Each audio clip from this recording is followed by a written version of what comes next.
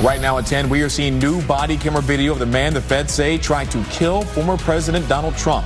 What we're learning about his encounter with the Secret Service. And he's been driving for Brevard County schools for less than a year, but now a Palm Bay man is in jail charged with child abuse. And people in Volusia County say they've had enough of the flooded streets and neighborhoods. What they had to say to Edgewater leaders tonight. Local, live, late-breaking. WESH 2 News on CW18 starts now. A school bus driver is in some serious trouble tonight, accused of pushing a student and then putting his hands around the student's neck. Thank you for joining us. I'm Michelle Imparato. And I'm Stuart Moore. As WESH 2's Gail Pascal Brown reports, the bus driver was heading to an alternative learning school in Melbourne.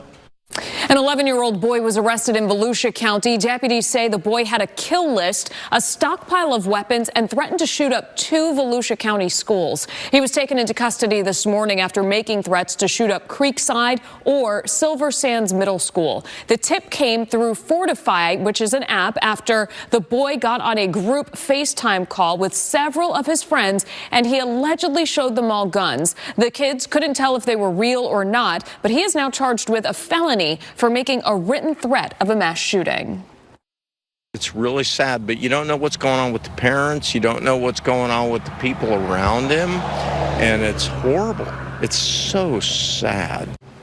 Deputies recovered airsoft rifles, pistols, and fake ammunition, along with knives, swords, and other weapons. When questioned by deputies, the suspect said it was all a joke. And this is just the latest arrest of a teenager accused of making threats in our area. In Flagler County, deputies arrested a 13-year-old girl for threatening a shooting at Buddy Taylor Middle School. The sheriff's office says that the teen posted, "Be ready to die if you go to BTMS."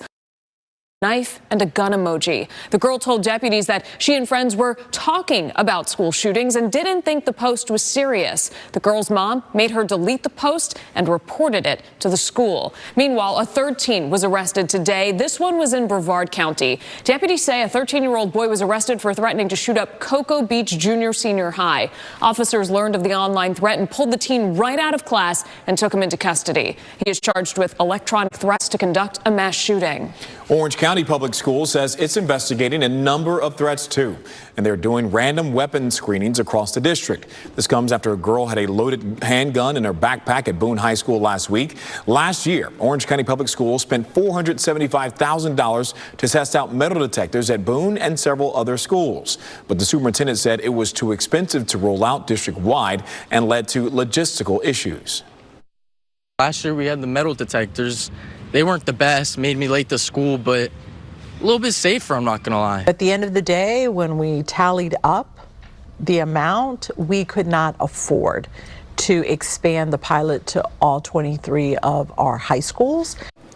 Brevard County Public Schools will start installing metal detectors at every school next month. There are also petitions calling for weapons detection devices in Flagler and Seminole County schools. All right, let's talk about your forecast now, because the rain showers that we've seen the last couple of weeks later at night kind of decimated for most of us, but some people are still getting soaked, Tom. Yeah, down south, I think in the metro areas we're in pretty good shape here. Let me take you back outside, Stu, then we'll take you to that zone where we are seeing a little bit of rain and a couple lightning storms tonight. As you can see outside right now, pretty night here in central Florida and downtown Orlando. Look at the temperatures now up north, mid-70s there. Still near 80 though over towards Melbourne. There's potential tropical cyclone 8. The tail end of that, again, little moisture right along that stationary front, producing some late evening showers and storms. Not in the metro areas. Over towards Kissimmee, St. Cloud, it starts to pick up, but really you can see the majority of the activity from Point Siena over towards the Turnpike and right here into southern Brevard County, Palm Bay, Floridana Beach. A little bit of rain coming your way, although it does appear to be weakening. The other concern along the coast is the coastal flood advisory and the high rip current risk. That's going to continue on into tomorrow. As we take a look now at the river levels here, wanted to show you what we're dealing with, 3.45. So we are in moderate flood stage. We'll take a look at the out-to-door forecast along the coast and through the interior coming up here in the next couple minutes, guys. Tonight, we are learning new details about an apparent assassination attempt on former President Donald Trump. This happened yesterday afternoon at his West Palm Beach Golf Club. With the suspect now behind bars, a federal investigation is open into how he got so close to the former president and what his motives might have been. WESH 2 Summer Knowles is joining us in studio. Summer, what have we learned? Well, we've learned the suspect is 58-year-old Ryan Wesley Routh. He appeared in court today, so far facing gun-related charges. Routh faces over 100 criminal counts in this case. Coming up at 10:30, we learn more about his political and criminal history over the years. Back to you, Michelle. All right, thank you, Summer. And Trump also met with the acting Secret Service director today. Coming up at 10:30, we hear from lawmakers who are demanding more protection for him after this second attempt on his life. An Orange County man is suing Uber for more than $50,000 after he says he was kidnapped by a passenger. The driver says he picked up Richard Warren in July. After 10 minutes of talking, the driver says Warren pulled a gun and demanded he drive to his home. After a fight for the gun, the driver says Warren forced him into the trunk of the car naked. After 2 hours, the passenger allegedly let the driver go. The driver says Uber failed to use its driver safety features to protect him. A Melbourne man is now in jail accused of stabbing another man to death. It happened on September 11th on East O'Galley Boulevard. Melbourne police tell us that the victim, John Collins, got into a fight with Joshua Smith, accusing him of stealing drugs. They say a knife fell out of Collins' pocket and Smith grabbed it and stabbed him. Smith called for help and the victim was taken to the hospital where he died on Saturday. Smith now faces second-degree murder charges. The woman accused of stabbing 2 children in Osceola County last year has been convicted. 40-year-old Doris Espinosa Rodriguez was found guilty of attempted second-degree murder, aggravated child abuse, and felony battery. This all happened inside of a home in Kissimmee. The children's father pinned her to the ground until deputies arrived. During her trial, she tried to claim self-defense, saying their father told the children to attack her first. She will be set to be sentenced in December. Attorneys for an Orange County man accused of murdering a middle school student now say he is not mentally fit to face trial. Jerry Dorismay is accused of murdering 13-year-old Rose DeJoux on July 4th. Dorismay's lawyer says that she had a doctor evaluate his mental health, and the judge agreed with prosecutors to appoint another psychologist to do a second examination, and they will hold a hearing next month on whether Dorismay is mentally fit for trial. Next at 10, a local teen built a video game from scratch. But now, instead of spending his earnings on a college degree, they'll have to go to legal fees. Why the boy was just named in a lawsuit. A pipeline the police say caused the explosion and what they are investigating at this moment.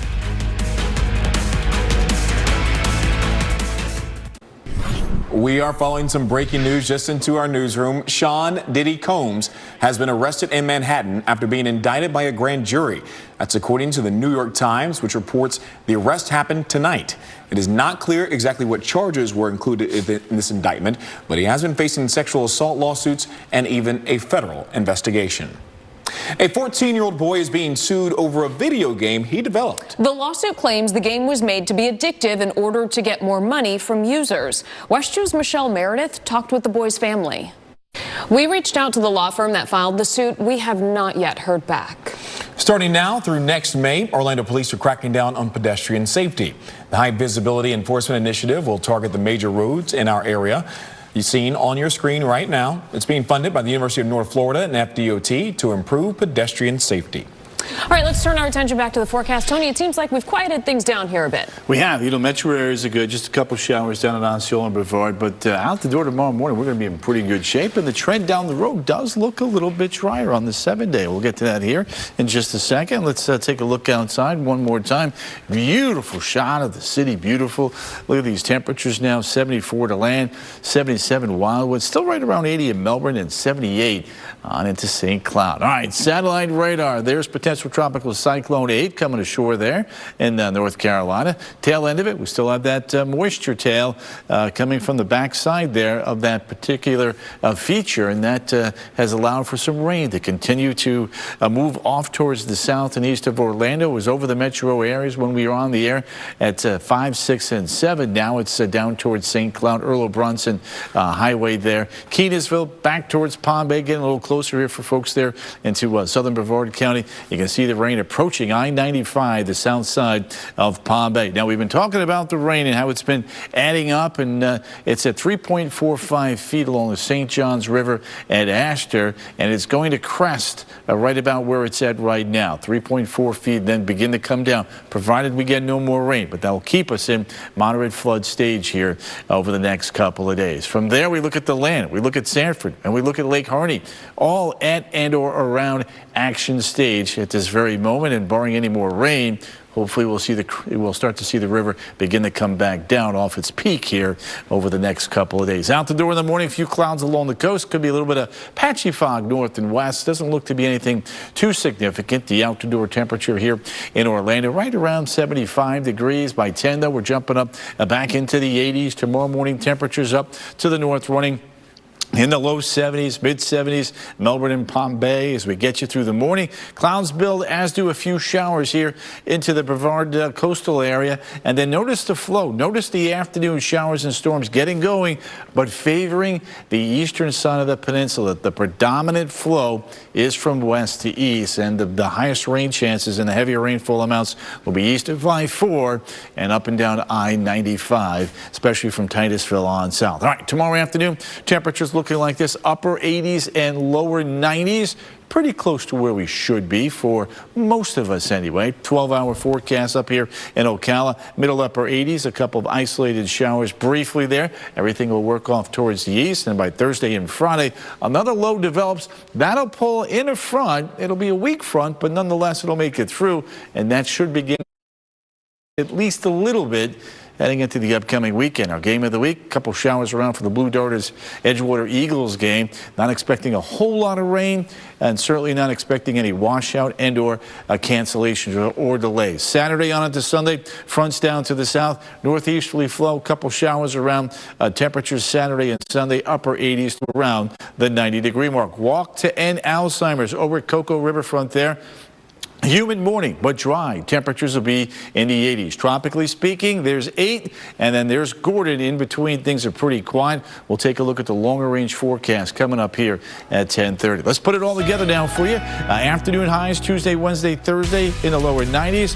Drying out over the weekend. Temperatures falling back into the upper 80s Sunday, Monday, and Tuesday.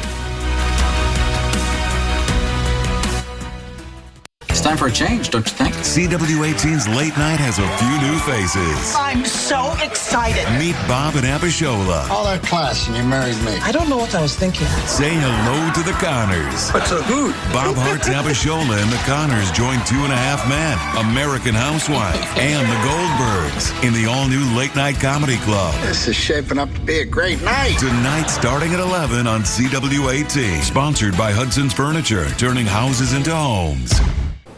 Boeing says it is freezing hiring as part of its response to a worker strike.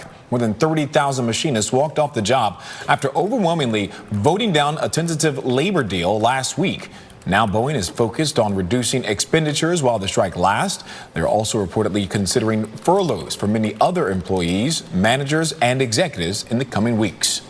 All eyes are on the Federal Reserve this week as it decides if it's going to drop interest rates that have been sitting at a 23-year high. The decision's impact could be felt from Wall Street to your wallet. Emily Schmidt reports on what any changes could mean for your bottom line. We're hearing from a local mayor after allegations surfaced of him using a racial slur and drinking underage. What he has to say about his behavior next. Would you do a job for me? One job. A good thief always covers their tracks. Is there something else going on, Joan? I'm a thief. Joan, series premiere Wednesday, October 2nd on the CW. Local, live, late-breaking. WESH 2 News on CW18 starts now. Tonight, we're hearing for the first time from Edgewater's mayor after videos surfaced appearing to show him drinking and using a racial slur. We asked the mayor about that during tonight's city meeting. WESH 2 Summer Knowles shows us how he is responding. When we asked the city about this last week, they told us they were aware of the videos, but had no knowledge of him acting inappropriately or violating any laws while in his official capacity as mayor. Michelle, Stu? All right, thank you, Summer. We're turning our attention to the forecast right now, and of course, we're still in the tropic season. And we're still also dealing with some 90-degree temperatures out there. Tony, take us outside towards the ocean. What are we looking at? Yeah, we're looking at a potential tropical cyclone 8 here. This is the 5 o'clock advisory coming ashore and now falling apart. You can see the winds, again, about 35 miles an hour. This is continuing to weaken, more of a rainmaker than anything else. Will pull off towards the west-northwest.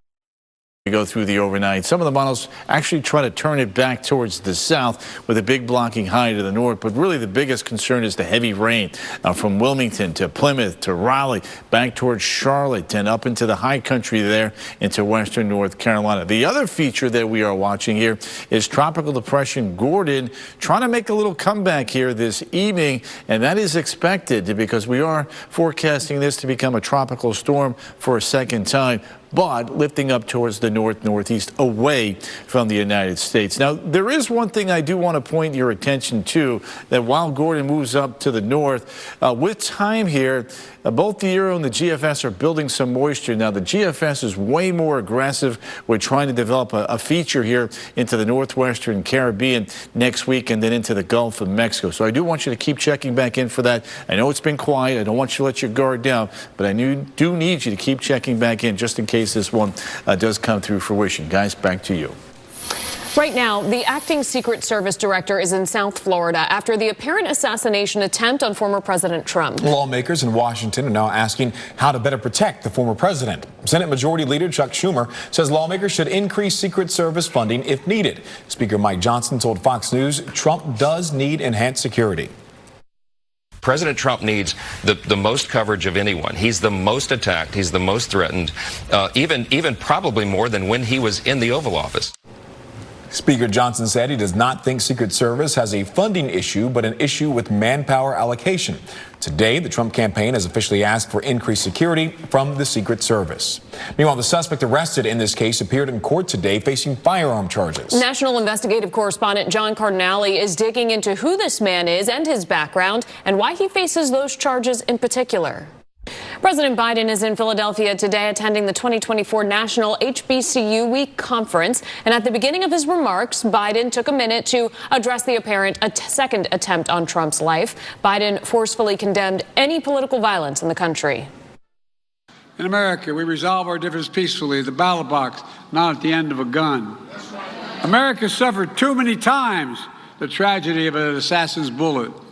It solves nothing and just tears the country apart. We must do everything we can to prevent it and never give it any oxygen. The White House says Biden spoke with Trump on the phone today and that Trump expressed thanks for the outreach. And despite this message, former President Donald Trump is accusing Biden and Vice President Harris of being responsible for the threats and violence against him. In a message posted to multiple social media platforms today, Trump accused him of taking politics in our country to a whole new level of hatred. And just 24 hours after the shooting at his golf course, Trump is participating in an interview with Fox News' Sean Hannity. Additionally, Trump is still scheduled to participate in an X Spaces event tonight to announce his new crypto company. There are just 50 days to go before the election, and our local races are heating up. One of the most watched, the race for sheriff of Osceola County. WESH 2's Mega Mulatto caught up with both candidates today. Remember, you can get the latest on everything election related right on your phone. All you have to do is download the WESH 2 app, click on the Commitment 2024 tab. A massive pipeline fire is still burning tonight after forcing evacuations and street closures in Texas. This was reported this morning about 25 miles southeast of Houston. Tonight, police have learned that the fire started after a vehicle struck an above-ground valve after driving through a fence. They say they are working to figure out who the driver was, but say this was an isolated incident and don't suspect terrorism. The pipeline is owned by Energy Transfer. The company says there was an incident at one of its valve stations involving a 20-inch natural gas line that resulted in the fire. Firefighters had to dump water into nearby homes and a park that caught fire because of this. One firefighter was treated for minor injuries. Tonight, a Hillsborough County Sheriff's deputy is still recovering after a drunk driver slammed into his patrol car. This happened on Saturday night in Ruskin. Investigators say 25-year-old Uriel Nestor was driving his Ford pickup when he ran a stop sign and hit the deputy's unmarked patrol car. Deputy Ivan Clark's SUV flipped several times, ejecting the deputy. Nestor is in the Hillsborough County Jail on several charges. Tito Jackson, member of the Jackson 5, has died. Jackson's sons made the announcement on Instagram, writing, quote, "We are shocked, saddened, and heartbroken." Alongside his brothers, Michael, Jackie, Jermaine, and Marlon, the Jackson 5 rose to fame in the 60s and 70s with a list of songs that would eventually lead to induction into the Rock and Roll Hall of Fame. Tito Jackson was 70 years old. A wild chase in Arkansas. Police trying to catch this suspected golf cart thief, where they say he stole it from and who jumped in to stop him. And a Wisconsin man plays the trombone in the middle of a brain surgery. How playing his instrument helped him realize he needed to see a neurologist in the first place.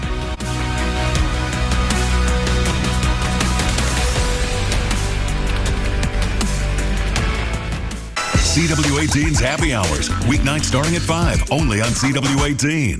The Big Bang Theory, weeknights at 7, only on CW18.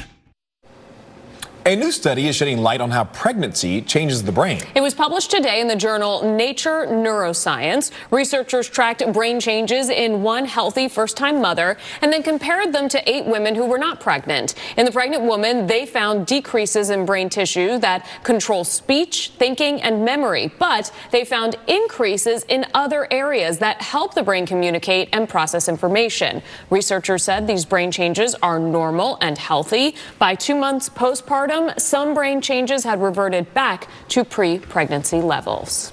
New at 10, a Wisconsin man is thriving after a brain surgery stopped his tremors. Ellie Nakamoto White reports the special way surgeons were able to track his brain activity.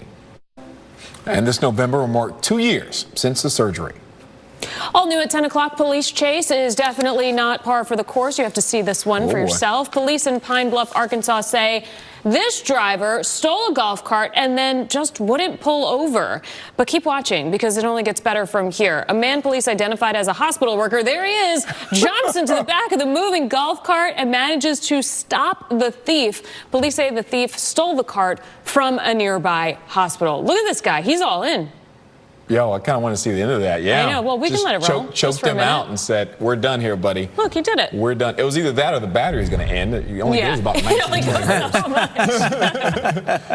Good point. Fun time is over, right? All right, let's take a look at that forecast now, guys. We have a little bit of rain down south. It was a hot one again today. 90 in Orlando, 91 down in the Winter Haven, and that marked the 124th time in 2024 that we've hit 90 or better. We typically average about 106. The most ever in one season, 1919, 152. I'm not going to break that one, but again, 125, 130.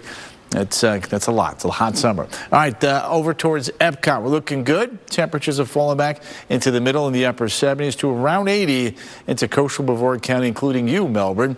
And there you can see the remnants there of potential tropical cyclone number 8 coming ashore, producing a lot of rain up there. And today we had some rain, but overall the intensity wasn't too bad. We have a little bit of a downpour south of Orange County, a couple showers south of Dallas Boulevard. There's 441, some pretty good rain. And then to the south and west of Point Siena, a nice little shield of some rain. That's going to build off the Florida Turnpike, so we'll continue to monitor that right through WESH 2 News at 11. And the rain that was coming down in and around the south side of Palm Bay has fallen apart, so that's some good news. I want to show you rainfall year to date now. We're going in the right direction, but we're still 8.5 inches behind at Orlando's International Airport and 11.23 inches behind at the Melbourne International Airport. Even with all the rain that we've received, not everybody has gotten a significant amount of rain. Let's take a look now at Futurecast here. As you can see, out the door, pretty quiet. Maybe 1 or 2 coastal showers there on into Brevard County. Temperatures tonight, big spread. Cooler northwest, warmer south and east. 71 Ocala. Up towards Citra, Anthony, Reddick, right around 70. Denellen, right around 70. Claremont, Groveland, you're at 73. Sanford, 74. New Smyrna Beach, right around 73 degrees at the airport. A little bit warmer, though, back towards the beach. Let's take a look at that setup for tonight and tomorrow. Humid for sure. Showers around tomorrow. A couple of isolated afternoon thunderstorms. But the temperatures tomorrow, the farther south and west you go, the hotter it gets. The farther north and east you go, closer to the coast, it's going to be a little bit cooler because of the onshore flow for at least a part of the day. As you can see, Daytona Beach looks pretty good, although the rip risk is going to stay elevated updated. So please be mindful of that if you have Tuesday off and are trying to get a little getaway day. All right, let's take a look down Wednesday, Thursday, and Friday. There's your front lifting out to the north and the east. That'll pull in another front, and that should begin to dry things out somewhat as we head into the weekend and early next week. So there's going to be a couple of showers around for the Blue Darters Edgewater Eagles game, but it's not going to be a washout, and we are not expecting any lightning delays with Friday night's forecast. And as we head into the weekend, there's that trough of low pressure stationary down to the south. Higher rain chances, heavier rain chances down across the south with lighter rainfall totals right here in central Florida. So the Chanel Wright Golf Classic over at Eagle Creek, raising money for sickle cell and life-threatening diseases. Looks pretty good. If you want to get in on that tournament, just go to their website. All right, let's take a look now at the updated 7-day forecast. Tuesday, Wednesday, and Thursday. Rainfall chances running at about 50%. Afternoon highs in the low 90s. But look ahead to the weekend and early next week, dropping back into the upper 80s. Stu? Yeah? We have to talk about it. Sure. How are you feeling? There's a lot of potential. Yeah. Because if you're here, he's so optimistic about it. You can go there. It's You've all been about listening to Mike Norvell. It's a good thing. No, I have not. I'm trying to stay away. Pro in college this year for me is a little rough. Panthers fan, Florida State alum. It's been rough for Stu. But yeah, we're going to hear from Mike Norvell on his starting quarterback, his current status, and what he looks to see moving forward. Plus, how about the Buccaneers coming off a huge win on the road in Detroit? Why Todd Bowles was so fired up for that defensive standout performance. Sports is next. The Live Golf Team Championship live from Dallas on the CW. Led by Bryson DeChambeau and John Rahm. The Live Golf Dallas Team Championship. Saturday and Sunday starting at noon on CW18.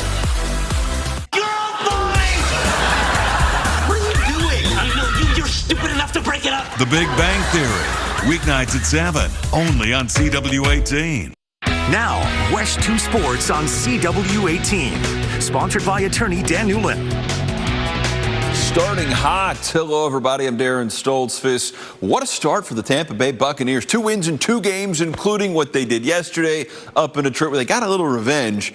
9 months after the Lions ended their season in that building, this time it was the Buccaneers leaving with the W. He's got to say something to keep the guys around him positive. But there are going to be some big changes, or he's going to get changed. And that's just as simple as how the game goes. I think that we're going to have a coaching overhaul. We're going to have a player overhaul. Wow. But with college football, literally every season, you're going to have a completely new team. Yeah. And you never know what to expect. The portal, and it's a box of chocolates now. Yeah. Unless you're up in Gainesville, where they've been stuck in bad chocolate for the last several years. Had to get one jab, just one. Tony? I'm not touching that. No, right to no. weather, right? Get your weather. Some patchy fog. Temperature at daybreak at the bus stop, 75. Home from school, a few showers, but overall not too bad. Temperatures then around 89. I have more Miami friends that I can imagine. Didn't even know they existed. All right, sunrise starts at 4:30 a.m. with overnight news. First warning weather and, of course, your traffic. We're on top of all of your big stories tonight. Flip over to WESH 2 for local live late breaking news at 11, and you can always get our news online on WESH.com. We'll see you tomorrow.